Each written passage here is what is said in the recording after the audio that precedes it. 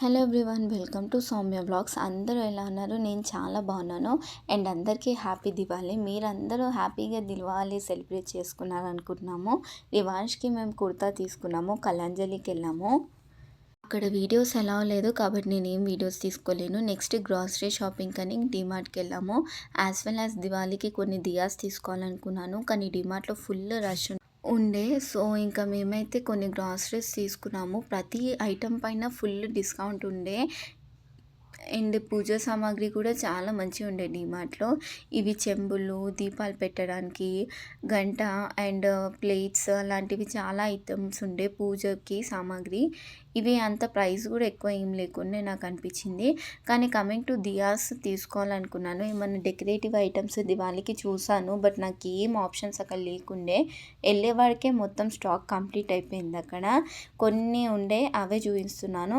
So ఇవే అనిపించాయి, కానీ నాకు అంత లుక్ వైజ్ అదంతా ఏం మంచి అనిపించలేదు. క్వాలిటీ కూడా ఓకే, అందుకే ఇవేం తీసుకోలేను నేను. ఇందులో క్యాండిల్స్ అలాంటివి పెట్టుకోవడానికి వస్తాయి.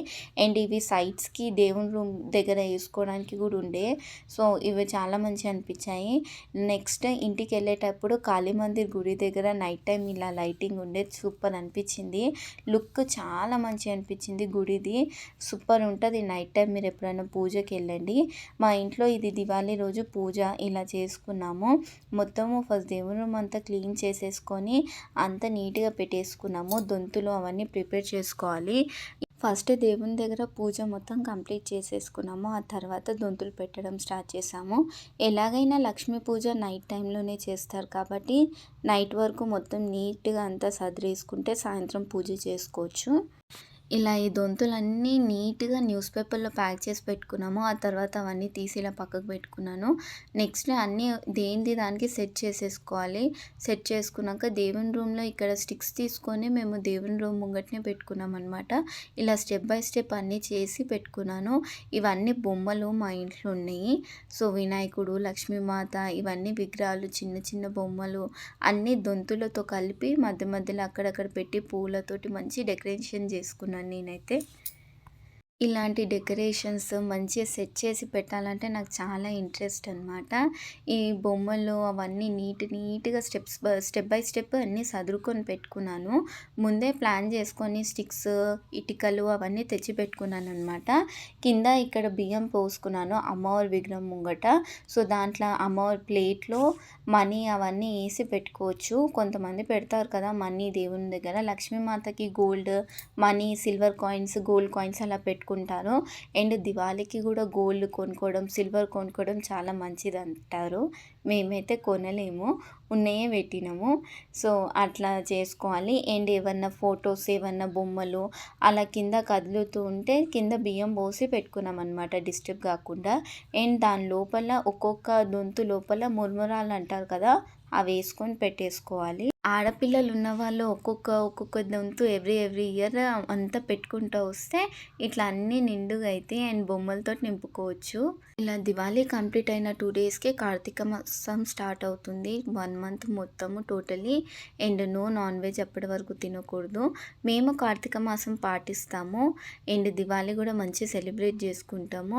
ఈవెన్ రూమ్లో సైడ్కి మొత్తం ముగ్గులు వేసుకున్నాను కలర్స్ తోటి. ఇలా దీపాలు పెట్టేసుకొని అండ్ దీపాలు పెడతాం కదా, దాని కింద కూడా ముగ్గు వేసేసుకున్నాను. ఇట్లాంటివంటే నాకు చాలా ఇష్టం అనమాట. మొత్తం ఇట్లా డెకరేట్ చేసుకోవడము, నిండుగా పెట్టడము, మంచి నీట్గా సదురుకోవడము. దేవుని రూమ్ అయినా ఏదైనా చాలా మంచి అనిపిస్తుంది.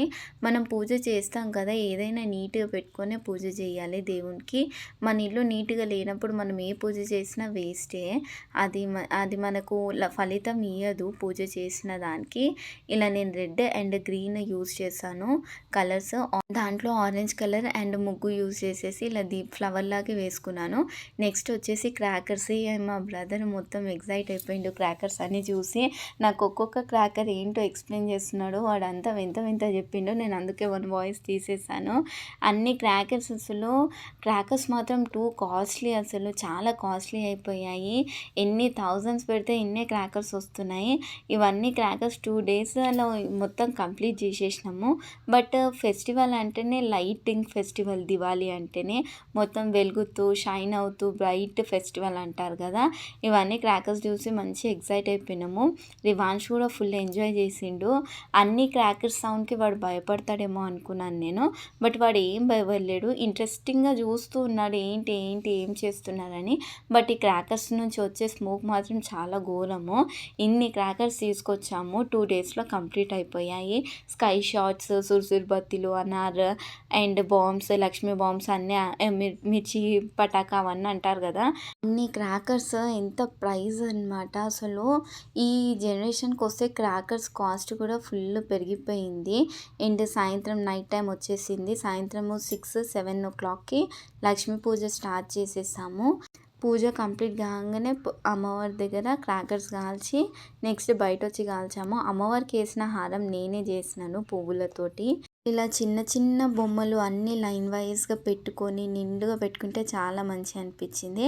కలశం ఇంపార్టెంట్ ఏ పూజకైనా. కలశం లేకుండా మనం ఏ పూజ స్టార్ట్ చేయలేము.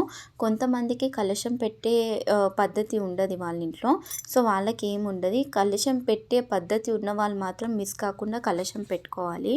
అండ్ పసుపు గణపతిని కూడా మిస్ కాకుండా చేసుకోవాలి. ఫస్ట్ గణపతి పూజ చేశాకనే అమ్మవారి పూజ చేసుకోవాలి. ఎందుకంటే గణపతి ప్రథమ పూజ్యుడు కాబట్టి.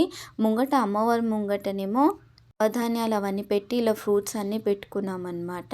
పక్కకేమో పూలు అన్నీ పెట్టేసుకున్నాము. రోజ్ ఫ్లవర్స్ తోటి అంత దొంతులకు పెట్టాము. అండ్ బంతి పువ్వులు అమ్మవారికి పెట్టారు కాబట్టి సైడ్లో డెకరేషన్ కోసం అని పెట్టేసుకున్నాను.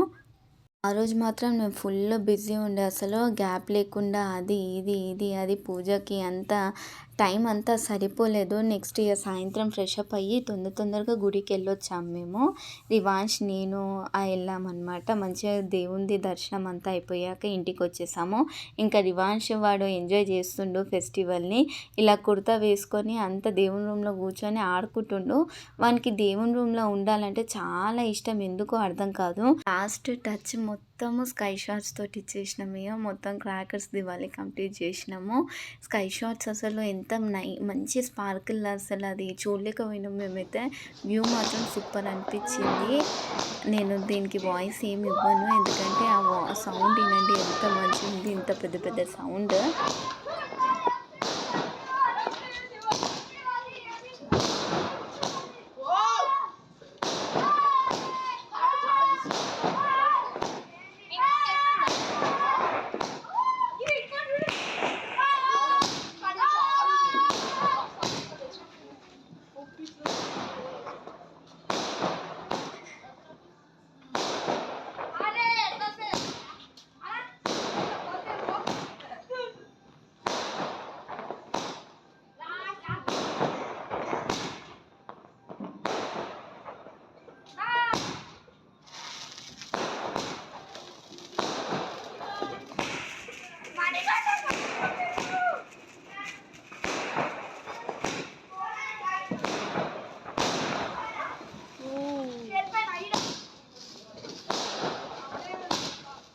వామ్మో!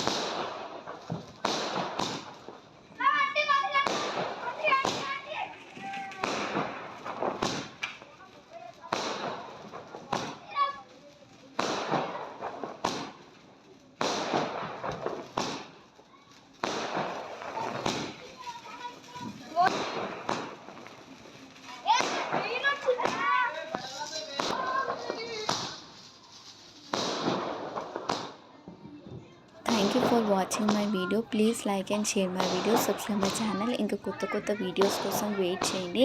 అందరికీ హ్యాపీ దివాళీ. Bye bye.